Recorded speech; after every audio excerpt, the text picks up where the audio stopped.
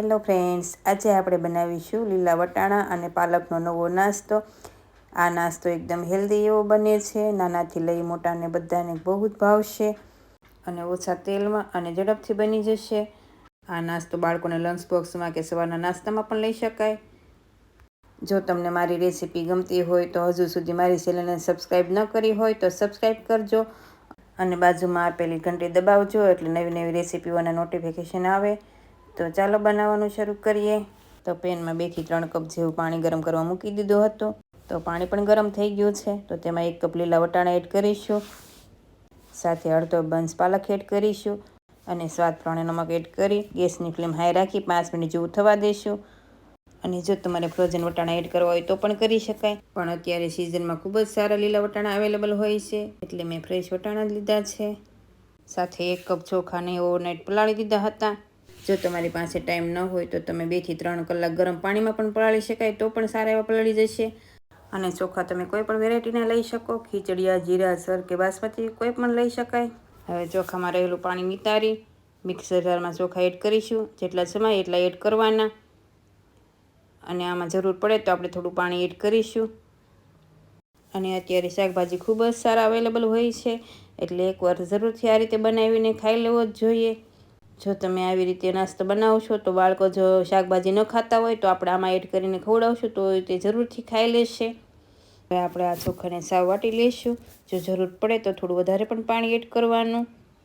હવે તેને એક બાઉલમાં એડ કરીશું. તો તમે જોઈ શકો છો આ રીતે ચોખાને વાટી લીધા છે. થોડા દરદરા હોય તો પણ ચાલે. સાથે પાલક અને વટાણા પણ બોઇલ થઈ ગયા છે. આમાંથી આપણે પાણી સાવ નિતારી લઈશું. આપણે આ પેસ્ટ બનાવી તેમાં પાણી નહીં એડ કરીએ.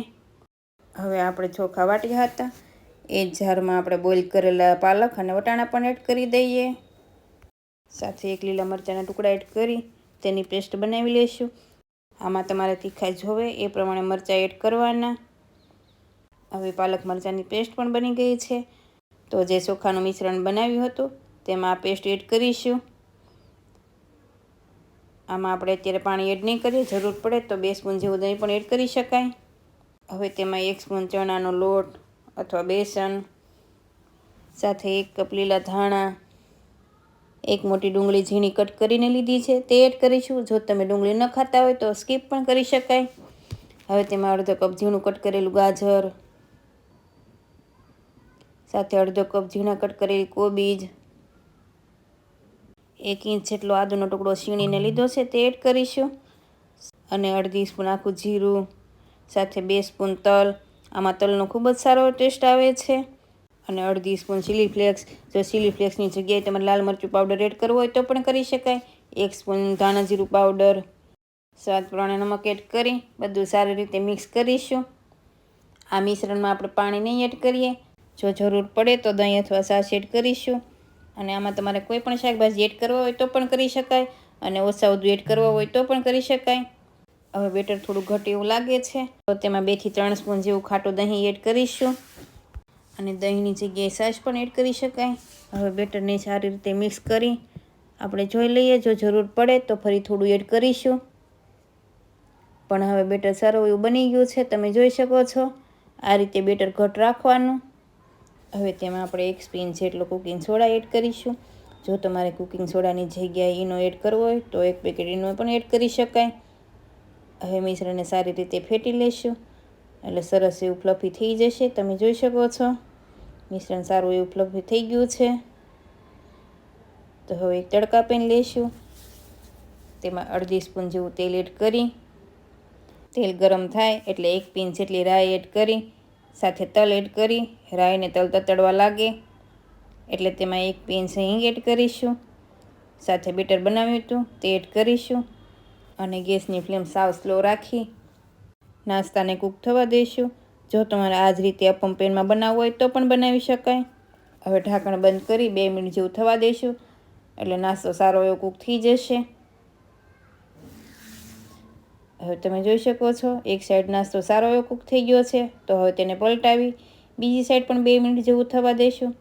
ફરી આપણે તેનું ઢાંકણ બંધ કરી ફરી 2 થી 3 મિનિટ જેવું થવા દઈશું એટલે નાસ્તો સારો એવો કૂક થઈ જશે.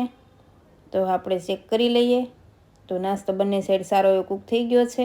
તમે જોઈ શકો છો. આ નાસ્તો ગેસની ફ્લેમ સ્લો રાખીને જ બનાવીશું. જો ગેસની ફ્લેમ હાઈ હશે તો બંને સાઈડથી ઉકતો કૂક થઈ જશે, પણ અંદરથી કાચો રહેશે. એટલા માટે આપણે ગેસની ફ્લેમ સ્લો રાખીને જ નાસ્તાને બનાવીશું. હવે આ જ રીતે આપણે પેનમાં પણ બનાવીશું. અને તમારે જો અપમ પેનમાં બનાવવો હોય તો પણ બનાવી શકાય, તો પણ ખૂબ જ સારો એવો બને છે અને જલ્દી કૂક પણ થઈ જશે. તો આ નાસ્તો ખૂબ જ હેલ્ધી અને ટેસ્ટી એવો બને છે. તો તમે આ શિયાળો પૂરો થાય તે પહેલાં એકવાર જરૂરથી ટ્રાય કરજો. અત્યારે ખૂબ જ સારા એવા શાકભાજી અવેલેબલ હોય છે. આ નાનાથી મોટા બધાને ખૂબ જ ભાવશે. અને જો આવો શાકભાજીથી ભરપૂર નાસ્તો મળી જાય તો બીજું શું જોવે. તો આવી જ રીતે આપણે બધો નાસ્તો બનાવી લઈશું. આ નાસ્તાને ટોમેટો કેચઅપ કે ગ્રીન ચટણી સાથે સર્વ કરીશું. તો નાસ્તો પણ તૈયાર છે.